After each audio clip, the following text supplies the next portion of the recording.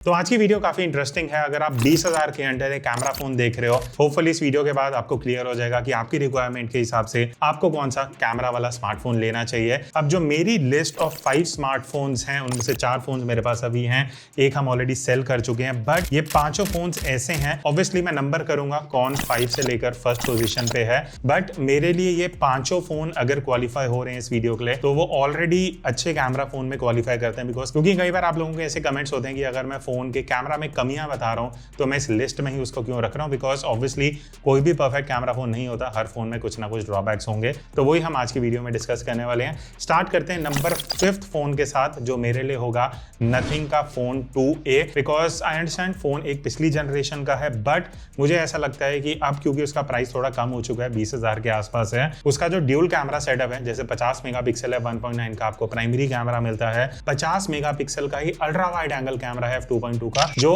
Under 20,000 आपको शायद ही किसी फोन में 50 मेगापिक्सल का अल्ट्रा वाइड सेटअप मिलेगा। Talking about rear camera, selfie camera भी आपको 32 मेगापिक्सल का मिलता है, बस वो है कि फ्रंट में जो वीडियो रिकॉर्डिंग है वो सिर्फ 1080p 60 fps की है। अब ऑल ओवर अगर मैं आउटपुट की बात करूं, स्टार्टिंग विद फोटोज, तो ओवरऑल एक्सीलेंट फोटोज हैं, शार्पनेस अच्छी है, डिटेल बढ़िया है, डायनामिक रेंज भी है, प्राइस के हिसाब से अब उससे 20,000 में बहुत बढ़िया आउटपुट निकालता है। बस एक चीज है जो कई लोगों को बेटर लगे, कईयों को ना लगे, वो है इसका सैचुरेशन, जो नॉर्मली काफी ज्यादा है, तो कई लोगों को शायद वाइब्रेंट कलर्स पसंद आते हैं तो वो बढ़िया लग सकता है।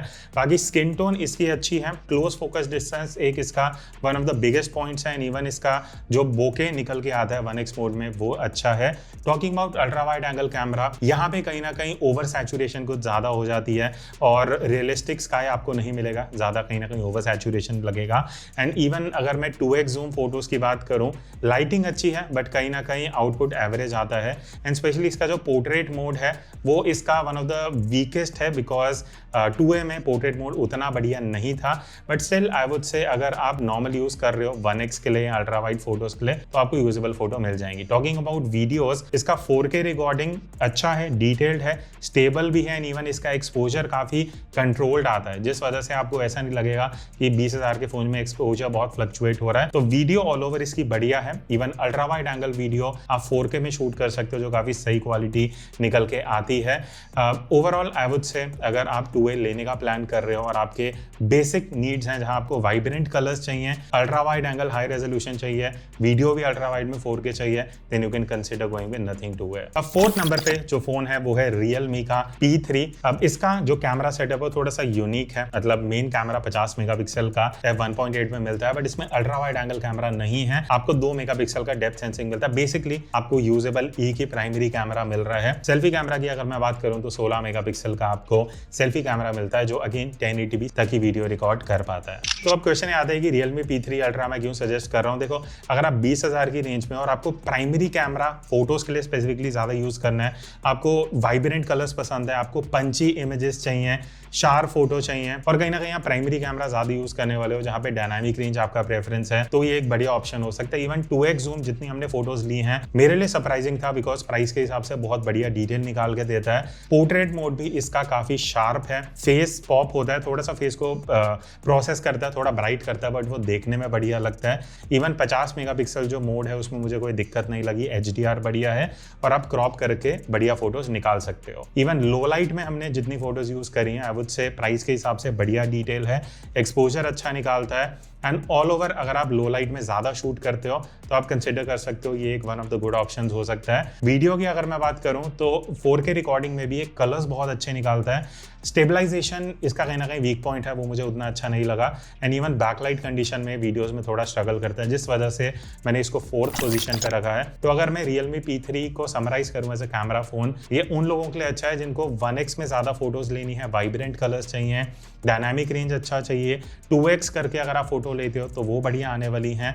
वीडियो में कहीं ना कहीं आप इसको अवॉइड कर सकते हो, बट क्योंकि इसमें अल्ट्रा वाइड एंगल कैमरा नहीं है तो वो भी कई लोगों के लिए ड्रॉबैक बन सकता है। और डेप्थ सेंसिंग जो कैमरा है प्रैक्टिकली उसका कुछ यूज़ नहीं है। बाकी अगर मैं फ्रंट कैमरा की बात करूँ, फ्रंट कैमरा इसका अच्छा है, बढ़िया फोटोज निकालता है, आप अगर आउटडोर भी ज़्यादा सेल्फी लेने वाले हो तो आपको कोई स्किन टोन में दिक्कत नहीं लगेगी। तो all over under 20,000 a very good camera option. तो क्या आप भी अपने स्मार्टफोन कैमरा से कुछ इस तरीके की प्रोफेशनल फोटोज कैप्चर करना चाहते हो, आप ज्वाइन कर सकते हो मेरा 5 आवर्स का ऑनलाइन फोटोग्राफी कोर्स, जहां पे मैं आपको बेसिक्स ऑफ फोटोग्राफी सिखाने वाला हूं कि कैसे आपको एक्सपोजर कंट्रोल करना है, कैसे सीन्स को कंपोज करना चाहिए, जब आप किसी भी सिचुएशन में फोटो ले रहे हो क्या क्या चीजें आपको ध्यान रखनी चाहिए, फोटोज कैसे एडिट करनी है, ये सारी चीजें हम इस कोर्स में सीखने वाले हैं। तो बाकी की डिटेल्स आपको जो डिस्क्रिप्शन में लिंक है वहां जाके मिल जाएंगी। और 750 से ज्यादा मोबाइल फोटोग्राफर्स ऑलरेडी ये कोर्स अवेल कर चुके हैं और अभी स्पेशल ऑफर भी चल रहा है जहां पे आपको 20% डिस्काउंट मिलेगा using this coupon code. So join me on this journey and learn how to click better photos using any smartphone camera. अब हम आते हैं इस फोन पे जो मेरे लिए थर्ड पोजीशन पे है, जो रिसेंटली काफी प्राइस ड्रॉप हुआ है, दैट इज सैमसंग का Galaxy A35, a very good camera phone जहां पे आपको 50 मेगापिक्सल है 1.8 का प्राइमरी कैमरा मिलता है, 8 मेगापिक्सल f2.2 का अल्ट्रा वाइड और टू माई सरप्राइज इसमें मैक्रो कैमरा आता है 5 मेगापिक्सल का। बहुत से फोन्स में आपको इस प्राइस में आजकल देखने को नहीं मिलेगा। बाकी अगर मैं सेल्फी कैमरा की बात करूं और तो 13 मेगापिक्सल का है, बट फ्रंट कैमरा में 4K 30 FPS पे वीडियो रिकॉर्ड करता है। अभी तक जो हमने फोन की बात की थी वो सिर्फ 1080p थे, अब फाइनली आप अंडर 20,000 इस फोन से 4K में शूट कर सकते हो। अंडर 20 तो नहीं, मैं आप बोलूंगा 20-21 हज़ार का आपको ये फोन इजीली मिल सकता है। उस हिसाब से अगर मैं इमेज क्वालिटी की बात करूं, देखो मुझे पर्सनली इसका फोटो का आउटपुट बहुत सही लगा। मतलब इसका जो प्राइमरी कैमरा है ना, अब सैमसंग गैलेक्सी A सीरीज का स्किन टोन बहुत बढ़िया इन्होंने बना दिया है, प्रोसेसिंग बहुत अच्छी है। स्पेशली अगर आप ह्यूमन सब्जेक्ट ज़्यादा शूट करते हो आप डिसअपॉइंट नहीं होगे, बहुत बढ़िया स्किन टोन निकाल के देता है। रिलायबल कैमरा है आई वुड से, बिकॉज ये जो फ़ोन अभी इतना प्राइस ड्रॉप हुआ है, नॉर्मली इसका प्राइस काफ़ी ज़्यादा था, उस हिसाब से अब जो आपको प्रोसेसिंग मिल रही है one of the best under 20,000। Natural looking photos आती हैं, डायनामिक रेंज बहुत एक्सीलेंट है, बिल्कुल भी कॉन्ट्रास्टी लुक नहीं है जो मुझे पर्सनली पसंद आता है। एंड ओवरऑल बढ़िया फोटोज़ हैं, चाहे आप लैंडस्केप शूट कर रहे हो, क्लोजअप शॉट्स भी आप ले सकते हो बिकॉज इसका क्लोज फोकस डिस्टेंस अच्छा है। और क्योंकि ये सैमसंग गैलेक्सी A सीरीज है तो इसका नाइट रिजल्ट भी आपको अच्छा मिल जाता है। कई बार कुछ फोटोज पिंक मेजेंटा टोन में जाती हैं, वो एक चीज़ है। अदरवाइज वीडियो की अगर मैं बात करूं तो 4K वीडियो रिकॉर्ड करता है, सुपर HDR वीडियो भी है जो आपको एक ऑप्शन मिलता है। बाकी अगर मैं स्टेबलाइजेशन की बात करूं, अमेजिंग स्टेबलाइजेशन, बहुत बढ़िया वीडियोस निकल के आती हैं। तो अगर आप ज़्यादा वीडियो शूट करने वाले हो and obviously want to go with Samsung, ये बहुत अच्छा ऑप्शन आपके लिए बन सकता है। बिकॉज इसके जैसे मैंने रिव्यू में भी बात करा था, बहुत सारे आपको AI टूल्स मिल जाते हैं, आप ऑब्जेक्ट रिमूव कर सकते हो, इमेज को रीमास्टर कर सकते हो, बहुत सारी अलग अलग चीज़ें हैं जो आपको इसके AI टूल्स के थ्रू यूज़ करने को मिलती हैं। तो वो एक कहीं ना कहीं आपके लिए बेनिफिट मिल जाता है। तो अगर मैं समराइज करूं, आई वुड से कि ओवरऑल इसका प्राइमरी कैमरा अच्छा है, इवन वीडियो में बढ़िया शॉट्स लेता है। Ultra wide angle camera 8 megapixel का है, नॉट द बेस्ट बट अभी तक जो हमने 2 फोन करे उससे बेटर है कहीं ना कहीं इसका अल्ट्रा वाइड का आउटपुट। अब हम फाइनली 2 फोन्स के साथ बचे हैं जो सेकंड एंड फर्स्ट पोजीशन पे हैं। मेरे लिए बहुत क्लोज कंपटीशन था बट ऑब्वियसली मुझे रैंक करना था, तो मेरे लिए जो प्राइस को कंसिडर करते हुए आउटपुट का अगर मैं रेशियो देखूं, सेकंड पोजीशन पे मेरे लिए है मोटरोला का Edge 60 Fusion। अब सबसे पहले अगर मैं इस फोन के कैमरा सेटअप की बात करूं, देखो पीछे की तरफ आपको देखने में लगता है कि 4 कैमरा है, बट एक्चुअली जो यूजेबल है वो 2 कैमराज ही हैं। वो है 50 मेगापिक्सल है 1.9 का इसका प्राइमरी कैमरा और ultra wide angle camera 13 megapixel का f2.2 पे। तो ओवरऑल बढ़िया स्पेसिफिकेशन है, क्योंकि अल्ट्रा वाइड 13 मेगापिक्सल है तो 4K वीडियो आप शूट कर सकते हो। उसकी बात हम आगे करेंगे। सेल्फी कैमरा की अगर मैं बात करूं तो 32 मेगापिक्सल का सेल्फी कैमरा है जो 4K 30 FPS आपको वीडियो शूट करने को अलाउ करता है। तो स्पेसिफिकेशन वाइज ये फोन बहुत स्ट्रांग है, बट आउटपुट पे आ जाते हैं। अब जैसे मैंने बोला मेरे लिए सेकंड पोजीशन पे है, तो ऑब्वियसली इसके बहुत सारे प्लस पॉइंट हैं। सबसे पहली चीज, ये शार्प फोटोज कैप्चर करता है, वाइब्रेंट है, बहुत ज्यादा सैचुरेटेड में नहीं है जैसे एक टाइम पे मोटरोला की फोटोज होती थी। They have figured out and I think इस सीरीज के साथ 60 सीरीज के साथ मोटरोला ने स्किन टोन पे बहुत काम किया है, जिस वजह से मेरे लिए ये कहीं ना कहीं बहुत सिचुएशन में फेवरेट स्किन टोन वाला फोन अंडर 20,000 बन चुका है। बिकॉज जिस तरीके की ये स्किन को कैप्चर करता है, जो एक्सपोजर निकालता है, बहुत ओवर फेक प्रोसेसिंग नहीं करता, नॉर्मल सिचुएशन में भी डायनामिक रेंज बहुत अच्छा है एंड ओवरऑल 1x से आप खुश हो जाओगे, बहुत बढ़िया फोटोज आएंगी। इवन 2x में हमने जितनी फोटोज ली हैं जूम करके, वहां पे भी डिटेल्स अच्छी हैं, शार्पनेस बढ़िया है। और अगर मैं अल्ट्रा वाइड एंगल कैमरा की बात करूं, अब क्योंकि इसके अंदर 13 मेगापिक्सल का अल्ट्रा वाइड एंगल कैमरा है ना, तो वो एक प्लस पॉइंट बन जाता है। बिकॉज देखो होता क्या है कि जब थोड़ा अच्छा ultra wide angle sensor sensor डलता है तो आपके एजेस भी शार्प हो जाते हैं, ऑल ओवर प्रोसेसिंग बढ़िया निकल के आती है एंड अल्ट्रा वाइड में इसकी डायनामिक रेंज भी इंप्रेसिव है। तो जितने भी हमने कैमरा के सैंपल्स लिए, चाहे अल्ट्रा वाइड हो, 1x हो, 2x हो, मुझे पर्सनली बहुत सही लगे। दिक्कतें जो हैं उसकी बात कर लेते हैं जिस वजह से मैंने इसको कहीं फर्स्ट पोजीशन पे नहीं डाला। वो ये है कि सबसे पहली चीज इसका मुझे जो लगा वो है अल्ट्रा वाइड एंगल में सैचुरेशन थोड़ा इनकंसिस्टेंट है। एज डिटेक्शन पोर्ट्रेट मोड में इसका अच्छा नहीं है, जितना अंडर 20,000 के फोन्स बाकी हमें दे रहे हैं वैसा आपको मोटो एज 60 फ्यूजन नहीं देता, तो वो मुझे एक बहुत डिसअपॉइंटिंग पॉइंट लगा। एंड वीडियो स्टेबलाइजेशन इसका ओकेजनली खराब हो जाता है। अभी 1-2 सैंपल में आपको दिखाऊंगा, स्टेबलाइजेशन ही नहीं आता है। अब वो मुझे पता नहीं ऐसा क्यों है, कहीं में बढ़िया आता है, कहीं में नहीं आता, तो वो एक इशू है कहीं ना कहीं जो मुझे लगता है जो इस फोन में अभी है। बाकी इसके अलावा फ़ोन बहुत बढ़िया है, बहुत अच्छा कंसिस्टेंट आपको कलर्स, आउटपुट और ये सारी चीज़ें देने वाला है। कंसिडरिंग अगर आप फ्रंट कैमरा भी ज़्यादा यूज़ करते हो तो आप बढ़िया 4K वीडियो निकाल सकते हो, स्पेशली अगर आप व्लॉगिंग करने वाले हो। इवन इसका सेल्फी का आउटपुट बढ़िया है। तो अब ऑब्वियसली हम बच जाते हैं सिर्फ एक फ़ोन के साथ। एंड अगर आपको इस फिल्म में ऑलरेडी दिख चुका है, आप शायद ऑलरेडी गेस कर चुके होंगे, फर्स्ट पोजीशन पे मेरे लिए प्राइस को कंसीडर करते हुए है ये नथिंग का CMF Phone 2 Pro।